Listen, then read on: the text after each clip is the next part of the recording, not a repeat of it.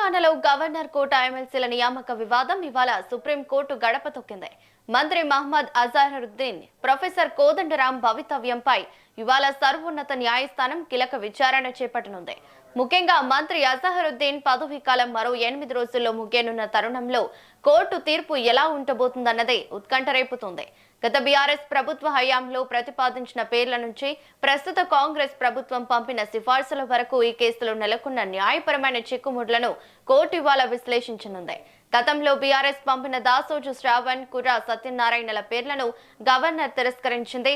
కాంగ్రెస్ ప్రభుత్వం పంపిన పేర్లపై గతంలోనే స్టే విధించిన కోర్టు ప్రస్తుత ప్రభుత్వం మళ్లీ కోదండరాం, అజహరుద్దీన్ పేర్లను సిఫార్సు చేసింది.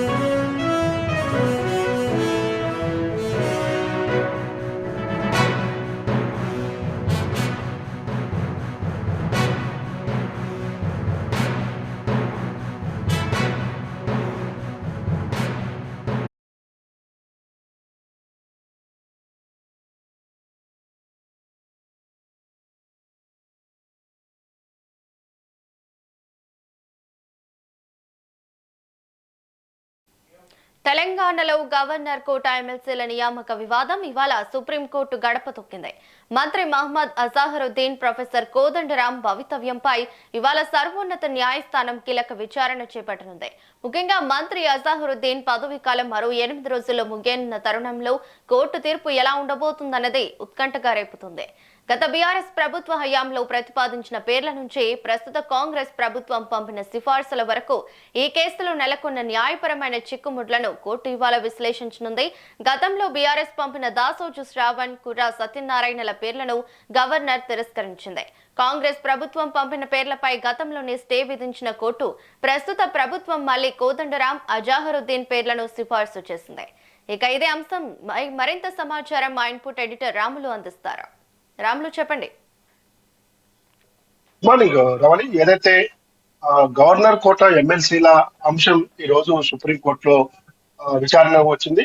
ఇవాళ దాదాపుగా తుది తీర్పు వెలువడుతుందని చెప్పి ఇరు వర్గాలు కూడా ఎదురు చూస్తా ఉన్నాయి. ముఖ్యంగా ప్రస్తుతం రాష్ట్ర ప్రభుత్వం రాష్ట్రంలో అధికారంలోకి రాగానే గవర్నర్ కోట ఎమ్మెల్సీల ఎన్నికల విషయంలో అప్పుడు కోదండరాం, అదేవిధంగా అమీర్ అలీ ఖాన్ పేర్లను తమిళసై గవర్నర్ గా ఉన్నప్పుడు పంపడం జరిగింది. కానీ ఆ 2 పేర్లను కూడా ఆమోదించకుండా పెండింగ్ లో పెట్టింది. అయితే కోర్టులో ఉన్న అంశం కాబట్టి కోర్టు ఆదేశాల మేరకి అప్పుడు అమీర్ అలీ ఖాన్, కోదండరాంల పేర్లను ఆమోదించారు. అయితే తర్వాత మళ్ళీ బీఆర్ఎస్ ప్రభుత్వ హయాంలో ఎవరైతే ఎమ్మెల్సీల గవర్నర్ కోట ఎమ్మెల్సీల ఎన్నికల ఎమ్మెల్సీలుగా నియామకం అయిందో దాసో శ్రావణ్, కుర్ర సత్యనారాయణలు, అమీర్ అలీ ఖాన్, కోదండరాంల విషయంలో హైకోర్టును ఆశ్రయించారు. హైకోర్టులో మళ్ళీ అటు సుప్రీంకోర్టులో కూడా ఆశ్రయించడం జరిగింది. వాళ్ళిద్దరి పదవి కాలం కూడా పోయింది.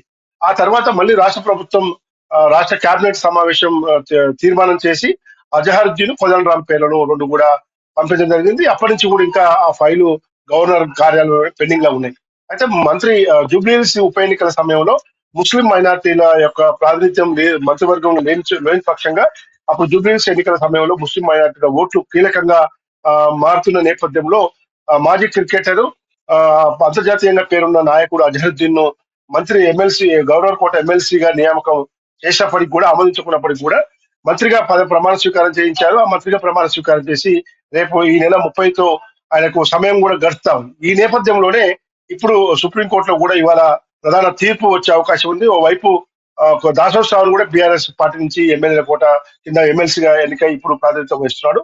మంత్రి అజహరుద్దీన్ ఉన్నప్పటికీ కూడా మంత్రి అజహరుద్దీన్ పదవి కాలం 30తో ముగుస్తున్న నేపథ్యం తదుపరి చర్యలు ఏ విధంగా ఉంటాయని దాని మీద రాష్ట్ర ప్రభుత్వం ఆలోచిస్తాం. ఇక కోదండరాం మాత్రం ఎమ్మెల్సీగా లేకుండా అట్లే అలాగనే ఖాళీగా ఉండడం జరిగింది. కాబట్టి ఇవాళ గత బీఆర్ఎస్ ప్రభుత్వంలో అప్పటి గవర్నర్ తమిళసై సౌందరరాజన్ ఉన్న సమయంలో బీఆర్ఎస్ ప్రభుత్వానికి తమిళసై సౌందరరాజన్ కు మధ్య వచ్చిన విభేదాల కారణంగానే వాళ్ళకి కుర సత్యనారాయణ దాసోస్ రావు పేర్లను ఆమోదించకుండా పెండింగ్ ఉంది. ఆ తర్వాత వచ్చిన గవర్నర్ రాధాకృష్ణన్ గాని, జస్టిదేవ్ వర్మ, తర్వాత ప్రస్తుతం ఉన్న శివప్రతాప్ శుక్లా, వీళ్ళిద్దరు కూడా ముగ్గురు ఉన్నప్పటికీ కూడా రాష్ట్ర ప్రభుత్వం ముఖ్యమంత్రి రేవంత్ రెడ్డి ఆధ్వర్యంలో జరిగిన కేబినెట్ సమావేశంలో ప్రతిపాదించిన పేర్లను మాత్రం ఆమోదించకుండా ఫైల్ పెండింగ్ లో ఉంచుతుంది.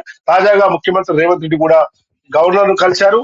కలిసి మంత్రి శ్రీధరబాబుతో కలిసి కోదండరాము అజరుద్దీన్ పేర్లను త్వరగా ఫైల్ పరిష్కరించండి అని చెప్పి కోర్టు తెలుస్తా ఉంది.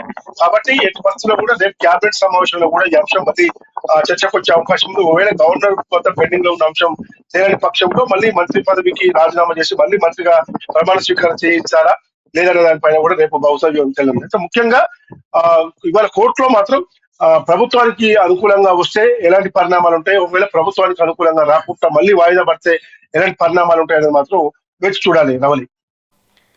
Right, thank you Ramulu.